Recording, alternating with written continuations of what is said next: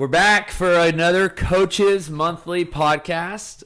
You guys look great, and feel great. I'm excited to hear about, kind of see where you guys are with your workouts. Fitness, I hope we look great. And Perren, was so eager to go first, so we're starting with Perren.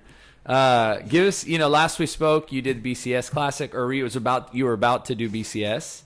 You're about a month out of that competition. So what's your fitness look like since then? I don't know that a lot's changed. Y'all can just consider this like a goal review session. But I honestly had a phenomenal experience. Start to finish, I've never done it as a competitor, but had a great time. So if there was any chaos behind the scenes, it did not resonate to the athletes on the floor. So phenomenal job. And actually, I guess I'm feeling pretty good about my fitness because Brandon and I have signed up for another upcoming competition. I guess I'm feeling okay. When is the competition? Brandon, November 6th. So about 6 weeks? Yes. No, maybe, 6 weeks. Yeah, okay. Right at 6 weeks. I know that because I just full on started the 6-week challenge actually on Monday. So yes. You hear that, guys? Lyle needed even coaches do a 6-week challenge. Lyle needed a little refresher, and I told him I'd do it with him, and he was like, "You don't have to do it for me." I was like, that's awesome. That's cute. You think that I wasn't? I was. Brandon and I are competing in 6 weeks, and the timing just worked really well. But no, it's good having his accountability. So too, coming out of BCS, did you walk away with any specific? Goals is a strong word, but just I really need to get better at this, or I really want to dial this I've in. always loved to snatch, and I've really thought that I could be better at it. Just because I like it doesn't mean I'm not great at it. Yeah. Bennett actually looked at my snatch today, which was very nice of him, and then Brandon actually spent some time working on me with it a couple weeks ago when we snatched as well, and that's been really helpful. And what was it about that weekend, about that competition, that made you realize there's just a lot of overhead. I don't know if you saw that. I don't know if in the programming someone was like, we should snatch and we should also do overhead squats. I'm very comfortable overhead, so I think sometimes I'm not as diligent about having as good a form as I should. And so just the snatches in that first workout, it wasn't even in the moment that they felt bad. It was kind of looking back, they could have been way more efficient. They could have been way better. So what does working on snatches look like for you in a typical week or in the last month? In addition to kind of regular workouts. So today I did the EMOM workout that we did and just kept it lighter and then focused on some things that, Brandon had mentioned before, and then Bennett conveniently was walking through in my last set, and he had some other really good advice too. But it's also been some things that now I'm able to see in some other members that's been nice to be able to pass along to them. And even Laura today was like, okay, no one's ever said it like that before. I was really trying, was this better? And so and she did great. So awesome. that was cool. Well, it makes you feel any better. I have kind of a funny story. So I got my CrossFit level 1 in 2008. Never done a snatch prior to that, or a clean and jerk. Ever. For 5 years, I'd been a trainer and never done it. And finally, in 2011, I signed up for the Olympic lifting CrossFit course. So technically, it's like Bergner's course, but now at the time, Josh Everett was teaching it. And we're probably 4 hours into this thing, and I'm just like, man, I've been teaching this thing wrong for 3 years. So it's snatching and clean and jerking is, I tell people it's a lifetime. Right? It's like golfing. You don't figure it out quick. So I think just putting extra time and energy into it makes a big difference. Absolutely. So you're following, you said you're like the EMOM. Are you doing classes right now? I bounce around. Yeah. So this week, I think I've done 3 class workouts and then one, portion of a mayhem workout. Just call it what it is. So just kind of whatever fits my time frame schedule that I have time for that day. But also kind of making sure I'm not overlapping a ton of any one thing. Yeah. And I think this is kind of a cool thing for members to hear, because sometimes they don't think of you guys as having really busy days. They kind of maybe think y'all just coach them and work out the rest of the day. I wish they were right. But how do you make it work into your busy week and, long days? Do you look at your calendar the day before, figure out what you're going to do? I saw you doing the EMOM right after you coached it in class today. So what's typically, how do you find time? Sometimes I usually try to look at my schedule at the beginning of the week, put in a workout slot every single day. Doesn't mean it happens. Doesn't mean it happens at all. Sometimes it doesn't happen in that time slot. It's also always easier and more fun, enjoyable to work out with other people. So if I can make a class work and there's a workout that I think is going to be conducive to what I'm trying to do, then, I obviously always choose that option. But then sometimes, Brandon or Robert or both will bully you into working out with them. That happens. Sometimes they win.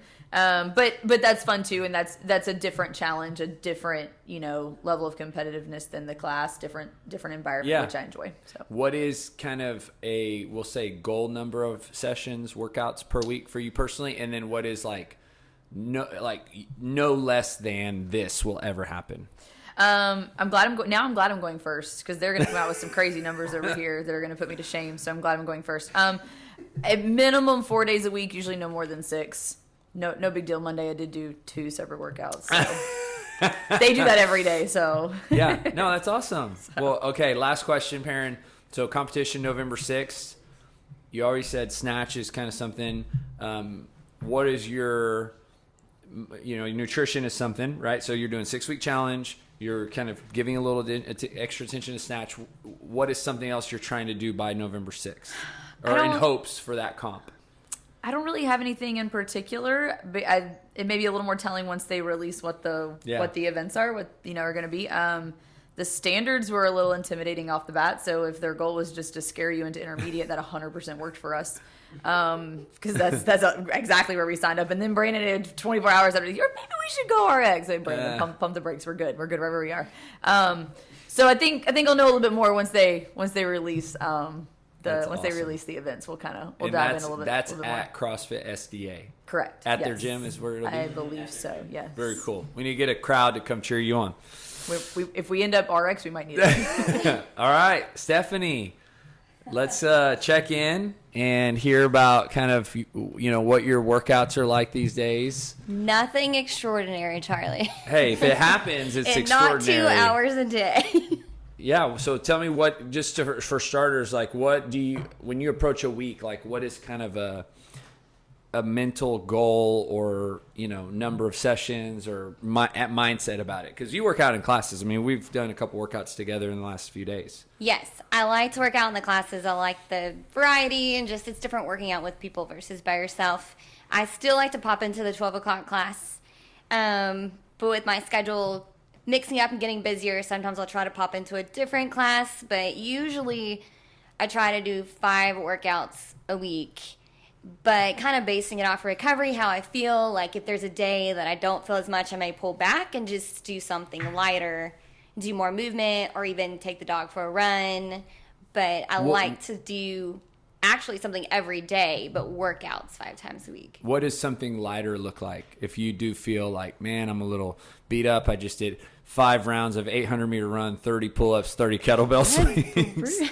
So what does a light? So maybe pulling back on the weight, not going as heavy, or even I'll take the dog for a run and we'll run and walk. So little intervals, but not sprinting, not something that's just going to shoot my heart rate up, and something I know my body will be able to recover from and not overstrain it. Do you have a Whoop band? How long have you had a Whoop band? I have it for a month now, and now it knows me, and I do not like what it's telling me. Okay, so how much of this, how much does it dictate, whether or not, you're pulling back or... Not a ton, because based off of just, I guess it does and it doesn't, but based off of the health condition that I have, I've learned body awareness really, really well, I feel like, or I've had to over the past 3 to 4 years. So I can usually tell how I'm feeling, but when I do look on there and I see, you're 29% recovery, I'm like, well, that's awful. That is today. Thank you, Robert. And so on that, a day like that, you'll still work out. I will, but I also know that, again, my health condition is autonomic nervous disorder. It's that type of syndrome, and your recovery, your your neuro and muscular systems. That's a big part of your recovery. So I naturally know that mine is longer and is lower and takes longer to recover. So I'm aware of it, but I can also push through it. But I know if I'm getting the right amount of water, electrolytes, medicine, and sleep, which my sleep is... How's that sleep challenge going, Brandon? Are we still doing that sleep challenge? Robert? Bennett? So, like, based off of those numbers, like, and knowing where I'm at, like, I'll still work out. So, I use it. It's helpful, the Whoop. But I also based on how I'm feeling. When you watch your heart rate during your workout, is it more for just knowing where you're at, or are you trying to kind of keep it yourself in a certain heart rate? It's more of knowing where I'm at. I know that when I hit 92, 93% my max heart rate, or if I hit roughly 162 to 164, I start getting symptomatic, and I know I can push the line a little bit more. But if it's really, really hot, like I know I don't have as long to push that line. But when I push that line, it helps me long term. So it's miserable in the moment. So I like to push that line. It makes me feel a little bit safer, even though I can tell how I feel. But if I see the number, I'll push it just a tad bit more. It's like a safe net, I guess. Yeah. Do you feel like there's anything like currently that you're focused on in your workouts in terms of like skills or movement particularly that you're trying to get better at? Not necessarily specifically. It's been good. Like when we did the 800s, 4 rounds of 800s, oh, that was brutal. That was miserable. And it didn't feel good, but my times were way better than they have been before. So that was encouraging to see. Kind of just all over. Yeah. I enjoy the lifting. I don't enjoy the conditioning, but it's been good. And kind of PR'd a few lifts lately, so it's been fun to just kind of cross the board. But no specific like thing. Yeah. So when you do 5 days a week, kind of like you mentioned, is weekends off? Do you have a rest day? Like, what's your? Sometimes I'll come to Saturday. It kind of depends, just how I'm feeling, or if I'm in town or not, and how the week went. Yeah. And so you like the noon class. I do. But you worked out at 5 a.m. one day this week. Oh, yeah, that was rough. Is that different? But I knew that I was busy during that class, and if I didn't come at 5, I knew when I got home that evening I wouldn't work out. So it really wasn't a choice. It was like, no, get up and go work at 5. And I also got to see you coach it, knowing that I was going to coach later that day. So it was kind of a double win. Yeah. So, you mentioned you like doing something every day. And I think this is just good for the members to hear, because obviously I'm sitting in a room with people who are training, coaching, and living it out and believing in what they do. But for them to hear that, like, what is it about doing something every day that kind of makes you feel you need it, or you want it, or you crave it? I think it's kind of twofold. It's been a part of just how I live my life for so long, even since when I was little. But also, too, when I work out, like, I'm a better friend, I'm a better coach, I'm a better sister, daughter, aunt, like, everything. Like, if I get to work out, it clears my mind, it gets me moving, kind of a little bit of everything. Yeah, so you just know.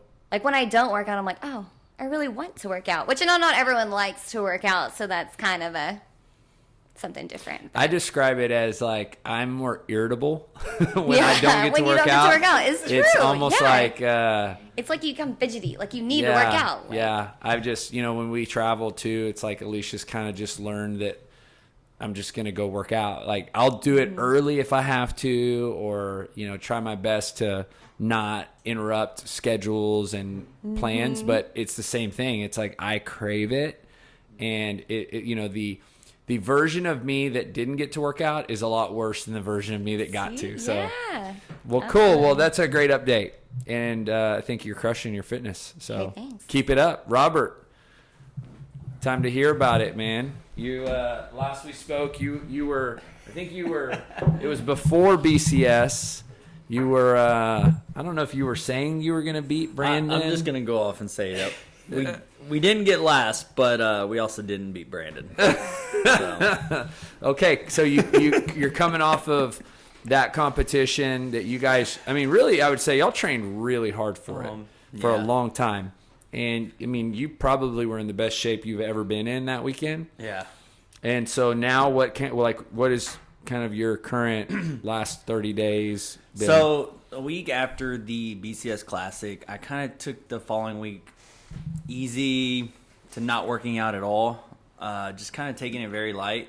And then coming back, I felt better, stronger, just faster. I just overall, just even mentally and physically, just felt better taking that week off. So that was a good little break. Just helped me just clear my mind, just get ready to start training for something again, which yesterday I signed up for the Fittest Experience qualifiers. So that will be coming October 20th. So now I got to get ready for that. So when you say you pulled back, took some time off, what does that look like for you? Is it nothing, like 0 workouts? Is it? No, it was more like just trying to get the workouts in if I could, if I had the time, if time allowed it. If not, I really just didn't stress about it. I just went home and focused more on just stretching and maybe some recovery. So it's just not allowing my mind to get overwhelmed by not working out, and just understand that if I didn't have that time, it was okay to miss. But I think I did work out maybe 2-3 times that week. I think I did aerobic capacity, and then maybe I did some light metcons, but I didn't really do any specific weight training or go heavy on anything. I just took it relatively light. Did your body kind of respond positively to pulling back? Oh, absolutely. I think it did. Man, that classic, the workouts were intense. Those overhead squats and running. Man, I don't know how I was able to do those 15 unbroken every single round, but those were heavy and those got hard fast. Yeah. I don't know. I just think prior to that, we were working out hard. I think we were just tearing it up out there, all of us. And so I just think I needed that time. What did your strain get to on your whoop that weekend? I was kind of upset. My strain only got to like 16. I was like, this is kind of ridiculous. Okay, so the highest, I'm not as knowledgeable about the whoop, but I'm kind of like a person who kind of knows a little here and there. So the strain is the amount of output, right? Like how hard your body worked in the effort it gave in the workout. What's the highest? Like what's... well, it's 21, but you don't really get to 21. You get to like 20.8 or Bennett. Where have you been? 20.9. There you go. You get to 20. What's the highest you've ever been in a workout? Honestly, I cannot get to 20. So I think the highest I've been, I know last classic I was at 18.4. I think when I did a hero wad, was it the 911 or it was the 13? One of them I got to at least, I think 19. So is the goal to get a high number? No, it's just, for me, I don't think the goal is to get to high numbers. More like just testing your fitness. If Brandon and I go and do a workout and it's the same workout, recoveries, we're both, our recovery is great. We're in the green. And my strain's probably a 14, and let's say his strain's a 12. It's probably just going to mean that I had to put out more energy than what he did. Based on the movements or what the workout is. So it's just kind of just how my body's responding to that specific workout overall, especially with the heart rate and just everything else that goes into that. Man, I wonder, again, speculation. What was your strain on Eva? Friday, Steph. Death. Did it tell you that? I felt like it.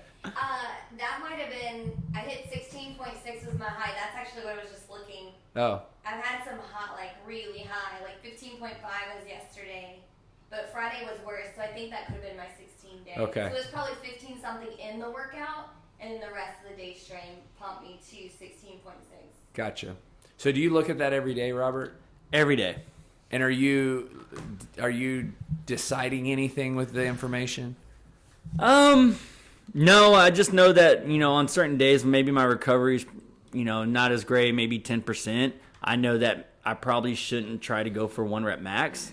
So it just keeps me more aware, but I still would like to try to do what I can, especially in the Metcons, just to kind of know that when your body's not at its best and you still go and work hard, it just kind of puts your body to an ultimate test and see how everything goes. So. Is there any strain from drinking a C4? Actually, no. I have. So I had a C4 this morning, and then I actually meditated right when I got home, and I actually got my heart rate to 46 beats per minute. So that's never happened. So you got it the lowest it's ever been. Yeah, I don't know. So that was right after having a C4 at 5 a.m. and then, yeah.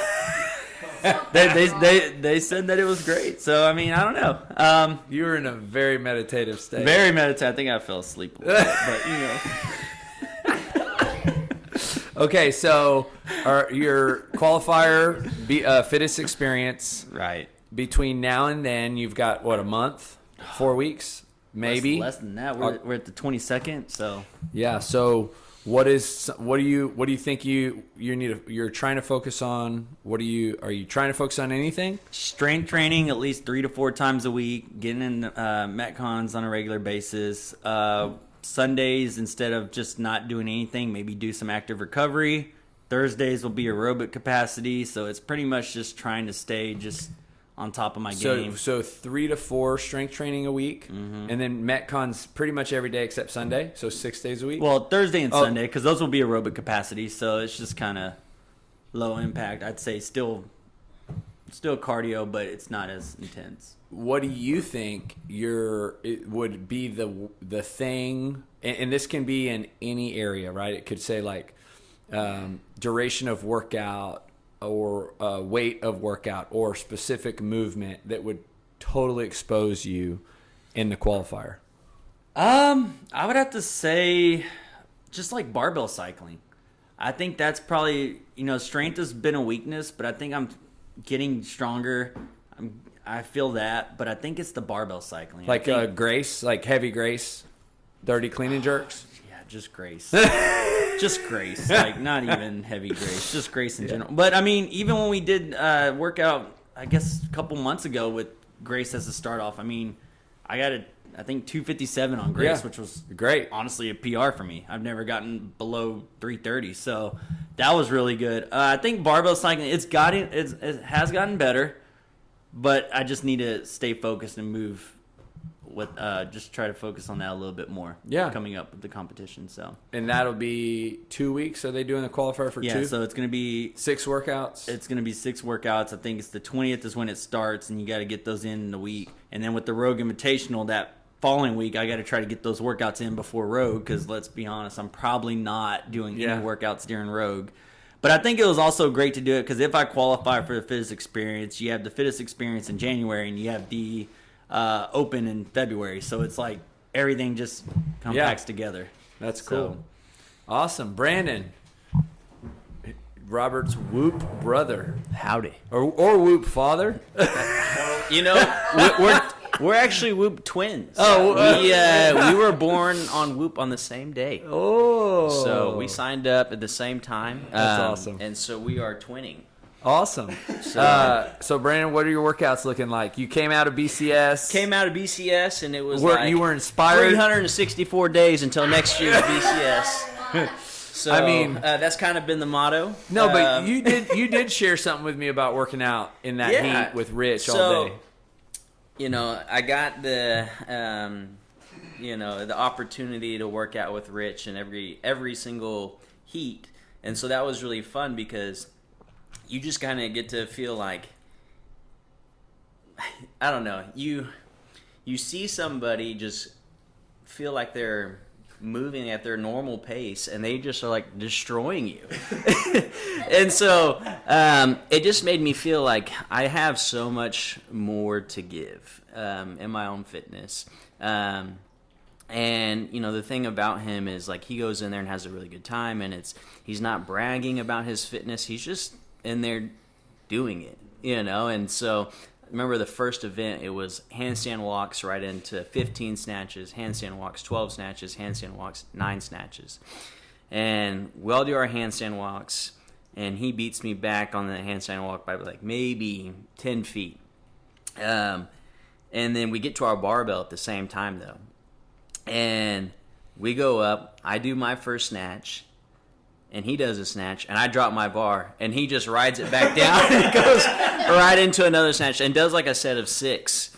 And before I even finish, for a moment here, I wonder how many men on planet Earth have said the exact same thing. Yeah. Oh yeah.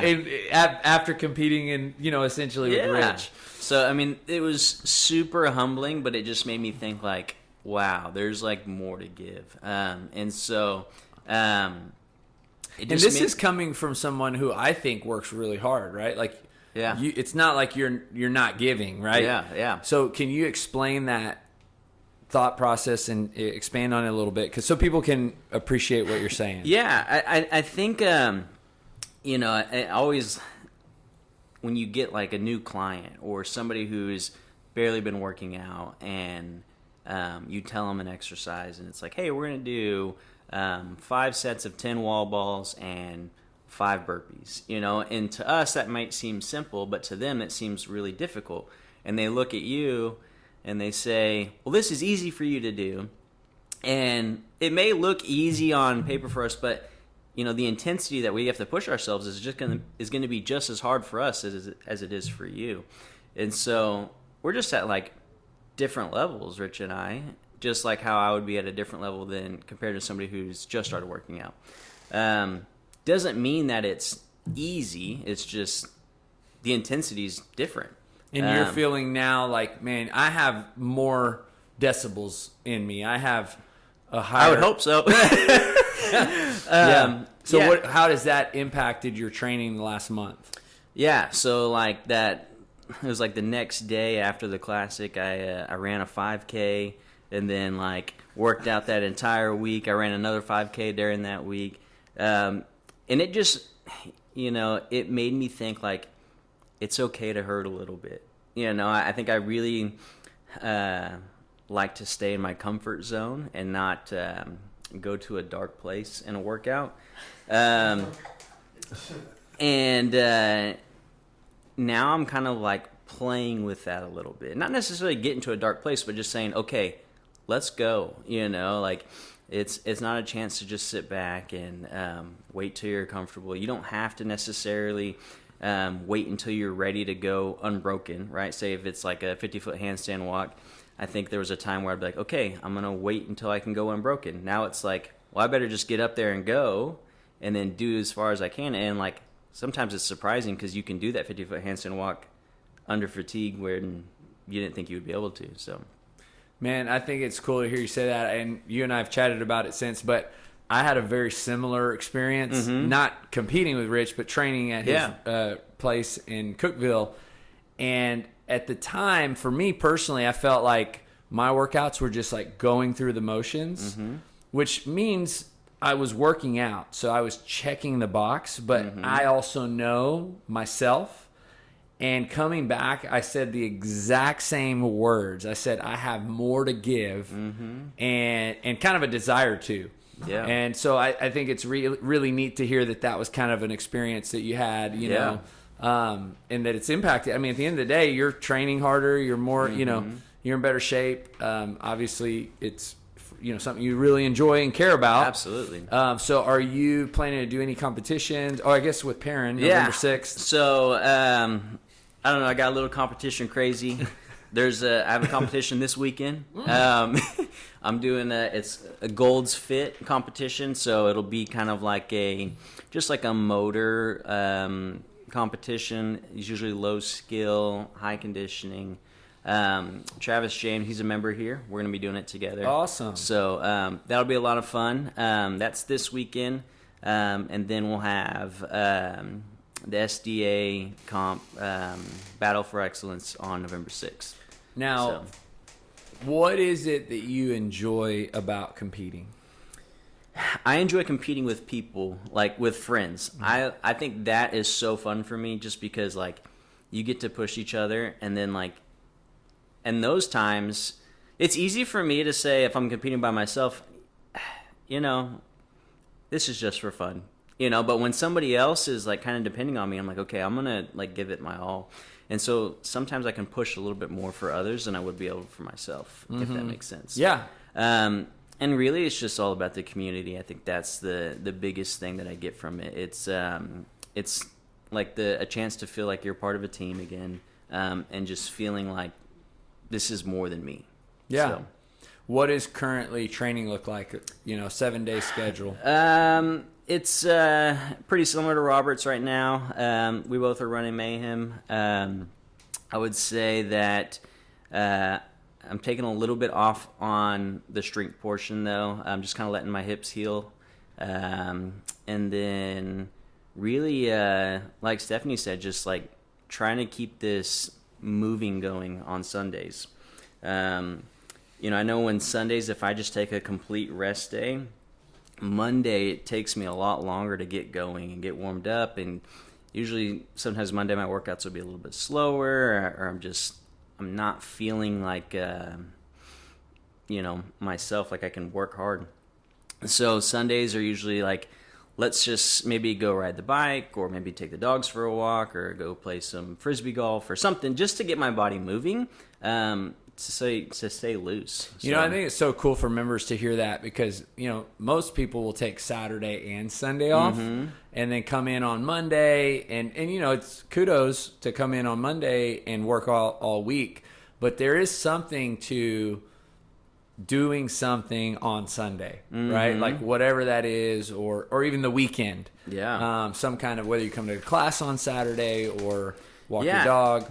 And I think it doesn't even have to be a lot, walking the dog, or just taking a walk down to the park is something so small, but it makes your body just get up and move, get a little blood flow, and then just kind of renews your body for the week. So this is something pretty cool. Me and Kate have been doing like 6-7 months. Is I'll go out for a run now on Sunday mornings, and Kate will ride her bike.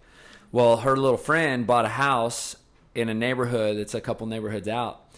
So this I've ran out to that neighborhood before, and it's about 2 miles out, 2 miles back. But we went out and actually looked at the house. So we did 5.5 miles just to go out and see the girl's house, because it's under construction. It's almost done. So now I think I'm pretty much committed to that distance every Sunday morning with Kate. But it's, again, it's not a fast run. Yeah. I mean, I'm talking, if I'm honest, it's probably a 10-minute mile. Yeah. Kate, it's with Kate, so it's so sweet. Oh, that's a good time. But I agree. I think doing something on Sunday, I think, moving, keeping your body, active is really important. Absolutely. Anything you're doing in your nutrition? Yeah. So right now, Travis and I, we made this little deal, and it's 5 weeks long of just perfect eating. We're allowed, I think we said 97.5% clean eating. Right? Wow. So, and we did it like this. There's 4 meals a day on average. So we said 4 meals a day, give or take some snacks. And 97.5% would be that you would have 140 meals in 5 weeks. Mm-hmm. And so you have 3 meals over a 5-week period where you can do something that may be say you're watching an Aggie football game and you have a slice of pizza or something like that would be allowed. But if you do more than 3, then you lose. And we just put a small little bet on it. It was a box of ammo.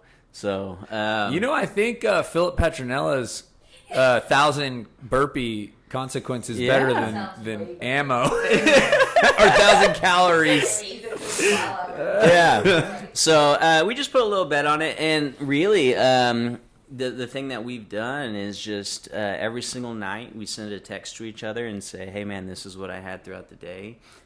Or he's got a couple kids and a wife that they're like, hey, we want to have pizza. And so he's like, it's double hard for him. I might have the craving, but I don't have kids that are like, hey dad, let's get this. Well, he has the craving, and then his kids are like, Dad, let's get a pizza. And he's like, well, I'll get the kids a pizza. I got to get the pizza on a plate for them. And so I'm holding it and smelling it. So, and so I know it's hard for him, but, we get to talk to each other about it. And it's so nice to just have that compatibility, or accountability, and that person just to be able to talk to about it. Hey, man, I was struggling with my nutrition today. And I know it's something that might seem simple, but when you have somebody to talk to about it, man, I really wanted a burger. And he's like, dude, you could, but the goal is to go 140 meals.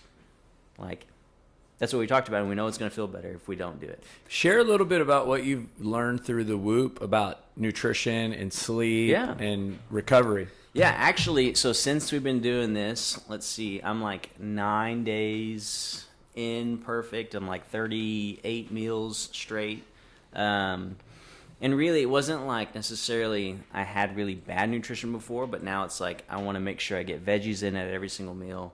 And I'm balancing my carbs and my proteins. So really my meals are just more balanced now.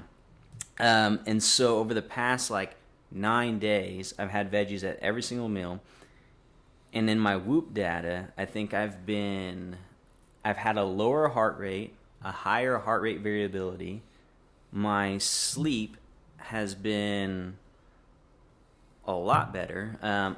I've had a lot more consistent, like deep sleep, REM sleep. My heart rate, like I said, on average a day is lower.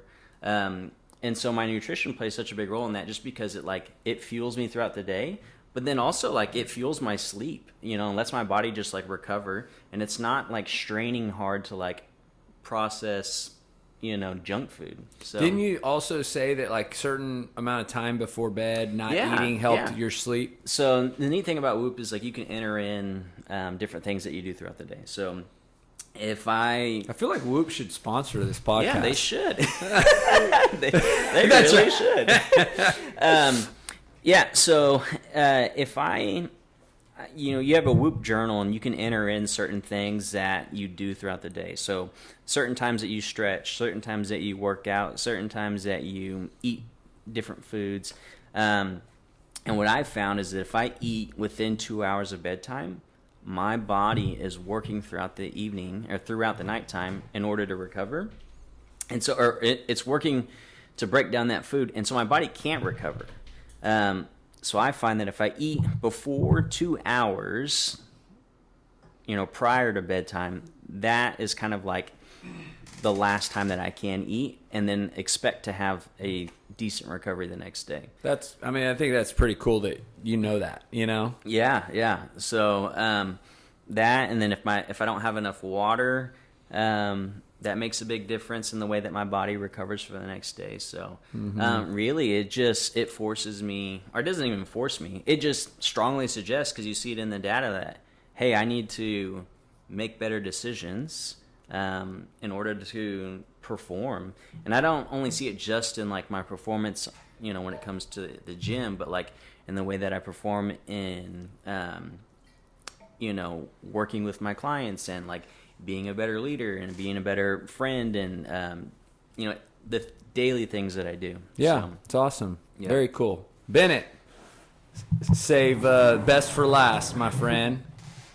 How are you? How's your workouts been these days? I feel like workouts have been really good. I went through like a recent phase where I was going really heavy on stuff, but I feel like before I get to that with the Whoop, I've also noticed that it depends on what food you eat before bed too. Because I'll eat things like Smart Pop popcorn or like yogurt, and my recovery is great. Like, it's amazing. Because because I still have some kind of food before going to bed, like an hour, maybe like 30 minutes. You probably have like a really fast metabolism. Yeah, extremely fast. But if you eat as opposed to what? If I eat a pizza or like burger or something, it's the whole pizza. But my recovery, it doesn't matter how much sleep I get, it'd be like almost 1%, which 10%. Is okay. The fact that I think people need to hear that. Most people don't eat healthy, right? Especially right before they go to bed. Right before they go to bed. Always nighttime when people mess up. and they don't even think for a second that my sleep is not. They go to sleep and they sleep. If they sleep 7, 8 hours, 9 hours, they probably think they got good sleep. But in reality, their body was just like going to war against that pizza all night. Like, if I eat something like that before I go to bed, I'm gonna be up all night. Like, I'm literally waking up in sweats. Like, I'm ready to work out. Like, I'm ready to like run. So it's happened to me several times where I just don't sleep. I'm up. I'm like, I'm just going to get up and start doing stuff because I just can't. Yeah. I messed up. So a few coaches podcasts ago, you were working on strength. You were doing a lot of squats. Yeah. I still squat pretty much every day. Yeah. So what would you say kind of your workouts are looking like these days? Right now, I just feel really drained. Like, I feel like all that work, like I can just tell my body is like, dude, you gotta stop, man. You gotta rest. I just feel like I wasn't resting. Like, sleep is not really my best thing, so it's really what I struggle with. And how do you, when you know that, like, how do you listen to your body? Like, what are the indicators of that? I don't feel explosive or strong. Like, my core, your core is everything. Like, my legs always feel strong. Like, when I get on a bike, like, I can still bike I bike all the time now. I feel like I can't really do anything else. I can't load my core right now. My core is just super tired.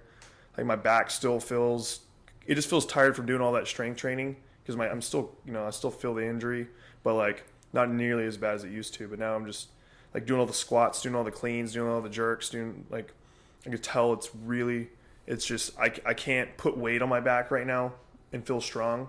Like I can still put a lot of weight on and then it'd be okay. Like I can make it happen, but I don't feel explosive. So what does like squatting look like right now? I keep it to just like 225 and no heavier than that. And I'll do like pause squats. So I'll just pause at the bottom for like 30 seconds. I'll just go all the way down and hold that. And I'll do like, if I do jerks, I'll probably still stay at like 225 and like pause. Like I'll do a jerk and pause for like 5 seconds. Squat jerk. No, not all the way just down. okay. I feel like I can still do it, but like my body's still not really meant for that. Mm-hmm. No, I'm too long. So it's not that I can't do it. I'm not stable. So it's like I don't need to be doing that. Even when I do like 135, I can feel unstable, even though I can make it happen. So I stick to more power jerks. So what do you have to do in preparation to squat 225? A lot of warm up. Yeah, dive into that a little bit. What is Like that warm up? Calf raises. I do Cossack lunges. I do tons of ankle work. Like I'll put my foot up on a box and I'll pull my toes. I'll wiggle my toes a lot. I've noticed I need to warm up on the bike for like 5 minutes, at least 5 minutes to get my quads pumped. Like if I can get my quads pumped, my squats feel super good. Like I can just feel like I have all control of the muscles. Because like when you just squat, it's not just quads though. It's like you're using your calves, using your butt, you're using your hamstring. Like when you do legs and or any kind of compound, you're using everything. I agree. When I squat, I have to do my glutes. Yeah. Like I have to get my low back, my glutes primed up. So like I know I learned one thing from like top level Olympic lifters is that they warm up with the glute ham machine a lot. Like reverse, reverse hypers. Reverse hypers aren't even just the glute ham development in general. They'll pause, not with a lot of weight, but like they'll pause to make sure everything in your back. That actually fixed my shoulder too. I was dealing with a lot of shoulder pain overhead because the bench press for sure is messed up. Like that's what I heard it on, but like a long time ago. I still can't figure it out. Like I've been staying light. Dumbbells I've noticed are better for me, so I just don't go really heavy on bench press anymore. I just don't really need to. But now overhead stuff feels good because I've been doing the reverse or the glute ham and I do arm haulers. Mm-hmm. So I'll get my rear delts activated, my lats, and then I'll go squat because now I feel like I can create the shelf required the whole time when I squat or when I do front squats or anything.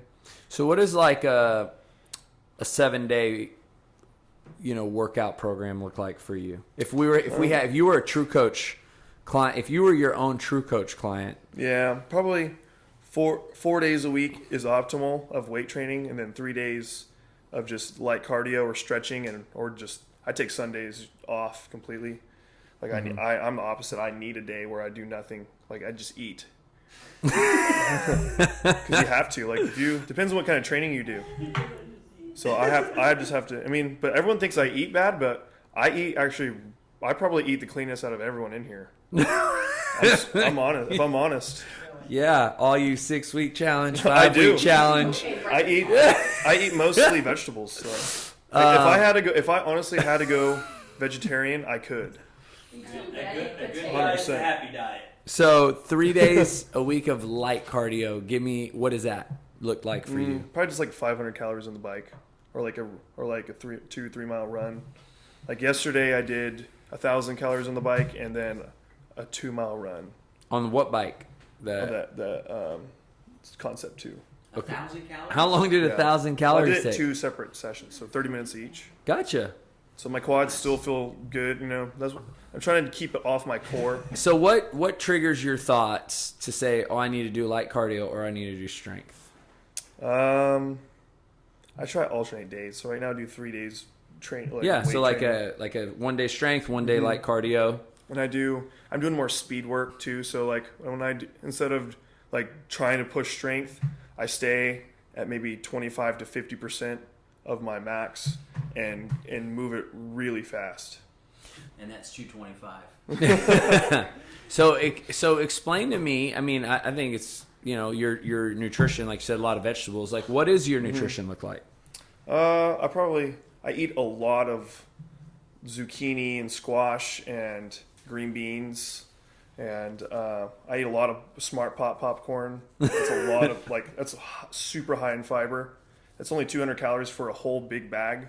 So it's like I can get if I eat a meal and I'm not satisfied, I just eat a bag of popcorn, which is about 200 calories. The whole big bag. Yeah. Yeah, I mean, you that's a pretty big obviously bag. gotta like the taste. Yeah, it's great. So I'll probably eat 2 or 3 of those a day. Eat a lot of blueberries. Of Yeah. the popcorn. So it's almost like a palate cleanser. Yeah, it is. Veggie Yeah. popcorn diet. I mean, I still eat if I have venison. I get a lot of venison from my parents. So if I do eat, it's like I eat fish or venison. I don't really like to make chicken. I don't like anything else. I just don't really crave meat. Like I eat it if I go out to eat. Like if I get like a bowl, like a burrito bowl, I'll get it. But if anything, I'll eat maybe eggs. I eat a lot of like French toast. Any protein shake?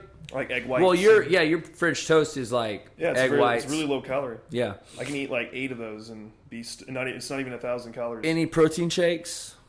No, No. I don't really. So if you had to guess how many calories you're eating a day?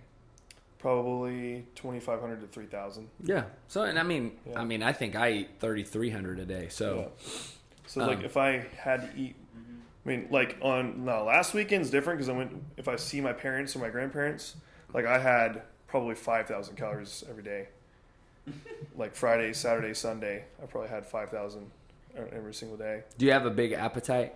Oh yeah, that's why I have to eat dense. That's why I eat a lot of vegetables and fruit because otherwise I will if it's biscuits and gravy or like pizza, I can eat 2 pizzas in one sitting. Yeah. And that's 4,000 calories, in one sitting. So what would you say right now, like looking forward, like ahead, what is your, like, what are you wanting to work on workout wise, or what are you hoping, like, is it prevent injury? Is it move better? Yeah, injuries are killing me. Like I feel like I was never injury prone until I got the injuries, and now it's like one thing starts hurting, I get nervous. I'm like, ooh, I don't miss that. Something starts lingering. I'm like, ooh, I'm done. I call it quits now. Yeah. I'll just go do something else. Well, and there's a lot of truth to that. Troy Barnes, a Rosti chiropractor, he said that anytime you've injured something, right, and this is, it sounds like kind of one of those like duh things, but you're more likely to injure that again. Oh yeah. And so, if you've had, whether it's shoulder, low back, hamstring, so many different places that people, ankles, then you just got to be mindful of it. Well, when you've been out before and you've backtracked so far, and then you're just depressed because you can't do anything, like it's a dark place. You don't want to go there, So it's like when you can't do what you want to do. So for me, I lifted with the bar for pretty much a year straight. When I re-injured my back again, doing a back handspring, like something I should not have been doing, and it got so bad. Like I couldn't sleep. I couldn't do anything. I couldn't sit on a bike. I couldn't run. I couldn't I literally, it was literally just taking a whole year off. Like I don't know if you can imagine that, but like I go insane if I'm not working out, like doing something. And now you're able to actually lift. Yeah. Which how does that's that huge. feel? Feel good? Oh yeah, I feel super. The problem is I feel super powerful still, but it not stable. Yeah. You So- got to be smart. So now it's just keeping the weight appropriate. Because when I was young, I could just I naturally put a lot of weight on and just do it. Like I didn't think, you don't realize how heavy something is. But now it's like things are a lot heavier to me, even though I can do it. But like I respect the weight more. Like I feel like that's something you should learn how to do, is respect the weight that you're actually lifting. That's good. Because if it's because like also I was in football, so it was football mentality. And there's people that were like, and I was a lineman, so there's people lifting like ridiculous weight, but I didn't realize that was their body weight, and that was like double my body weight. You know what I mean? So it was like, oh well, they're doing that. I should be able to try that. I think, man, if anybody can listen to what Bennett's saying and take away, just listen to your body. Yeah. Scale back when you need to. That's Like, your body's vulgar. I tell you that. If it's telling you something, you gotta learn how to listen. yeah. Like if it's telling, if it's the red light's blinking, it's Yeah. it's telling it. You know, you gotta listen to it. That's for sure. Well, guys, I hope you've enjoyed listening to these coaches just share their fitness, and we'll be back next time for another episode. Thanks, guys.